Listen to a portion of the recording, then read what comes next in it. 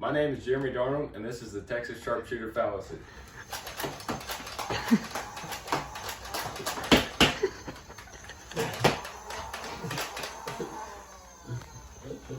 Hi, my name is Wyatt Fletcher, and as you can see, Jeremy is an absolute menace behind the trigger. He shot down the bad place because the Texas Sharpshooter Fallacy only picks the good information to tell the audience, which will lead to a misleading conclusion. And the good plates still stand because those are good. Our fallacy is the Texas Sharpshooter Fallacy. And what is it? It happens when differences in data are ignored and similarities are overemphasized.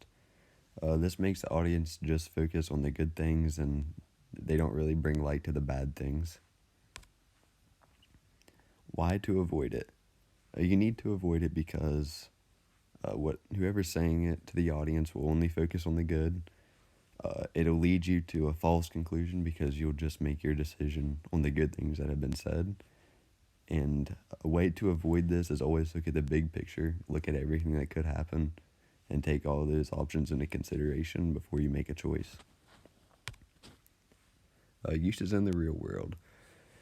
Politicians use this because they will relate to their audience with their similarities, and then they will just tell those people the good things and what they want to hear to persuade them to come on their side or vote for what they want. But they will hide the bad parts or the negative side effects on purpose just to make sure that you vote with them. And our definition, which we think is a little simpler, let's say a rifleman randomly shoots the broadside of a barn, and then he draws a target around the tightest group, which we think this is easier because,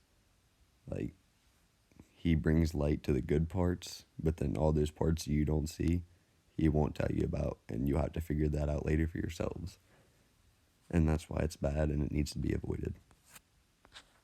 So me and my pal here, we would like to get a W to party and meet new women. But we're not the brightest of the bunch. We're barely past each of the grades, with a 61 of course. But we're not going to W for our grades. We're going to have fun. What's up, people? Those two knuckleheads shouldn't have chose that school because of the partying and the women, even though that's a really good part of it.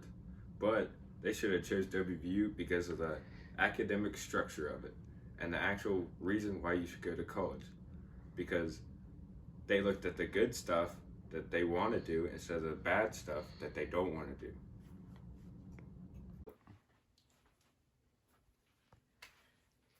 Hey, Shawty, is your name Keisha? Yeah, what's it to you? Well, I met you on this dating app right here, and it says you like dogs. Yeah, I like dogs. I've actually got a St. Bernard at the house, and his name's John. That's cool. Well, I got a German Shepherd at the house, and its name is Max. I like German Shepherds. I like St. Bernards. Well, that's one thing we agree on. Yes.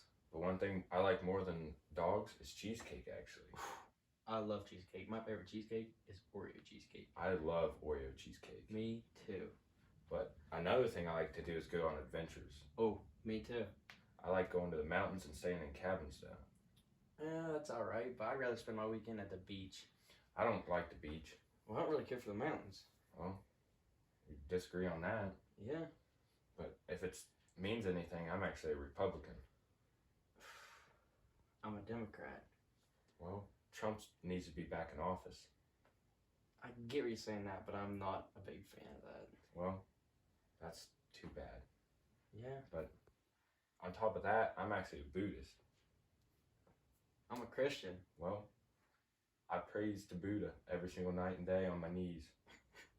I praise to God on my hands and knees. Well, I don't know. You just want to go on this date still? We can give her a try. Alright, let's go.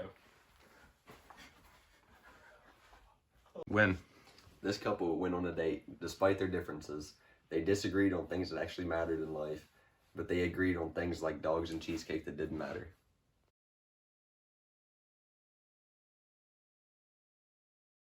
The Texas Sharpshooter.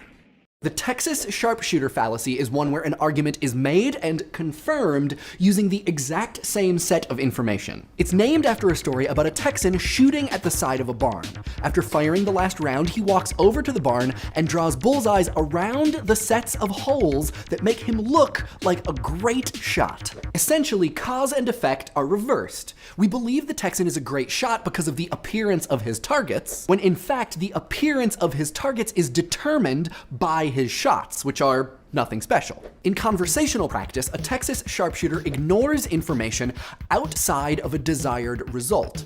Only things which have hit a target drawn ex post facto are considered worthy. For example, Mike and Straw Mike are talking about very awful and morbid statistics for workplace fatalities. In the United States, we focus most of our workplace safety efforts on protecting women rather than men. Over 90% of the victims of workplace deaths are male. It's awful how many people die each year on the job. I think it's important to note that all of the most dangerous professions, construction, shipping, and manufacturing, are in heavily and historically male-dominated industries. To address your concern that we're worried more about women's workplace safety than men's, I think we should be looking at men and women doing the same jobs in the same industries. Straw Mike has drawn a target around statistics which support his most likely pre-existing idea that men are second-class citizens. He has ignored outlying information, specifically that there are more male victims of workplace death because historically there are fewer women doing the most dangerous work.